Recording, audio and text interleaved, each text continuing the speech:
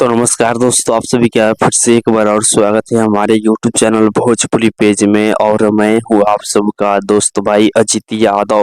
दोस्तों देखिए, अंकुश राजा का आज सुबह सुबह आदि शक्ति फिल्म के यूट्यूब चैनल से एक नया गाना आप लोगों के बीच में रिलीज होने जा रहा है।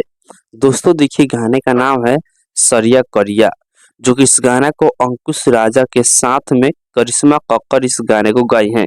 आप लोगों से बता दें कि इस गाने को राइटर यादव लालू इस गाने को लिखे हैं। गाने म्यूजिक बना है श्याम सुंदर जी, जो कि इस गाने को आज ही के दिन सुबह 7 बजे आदि शक्ति फिल्म के यूट्यूब चैनल पर डायरेक्ट वीडियो संग आप लोगों के बीच में रिलीज किया जा रहा है। जिस वीडियो में अंकुश राजा के साथ में स्टार कास्ट में एक्ट्रेस नजर आएंगी अनीशा पांडे। तो आप लोग तैयार हो जी इस गाने के सुनने के लिए। अभी से कुछ देर बाद इस गाने को रिलीज किया जा रहा है। तो बाकी दोस्तों फिलहाल का ये अपडेट है। आप लोग इसके बारे में क्या कहना चाहते हैं कमेंट बॉक्स में बताइएगा।